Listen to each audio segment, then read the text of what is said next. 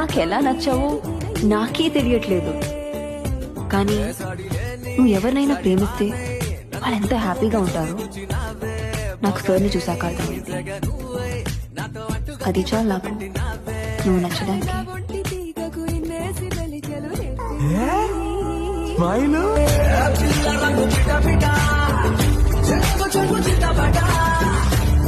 ముందే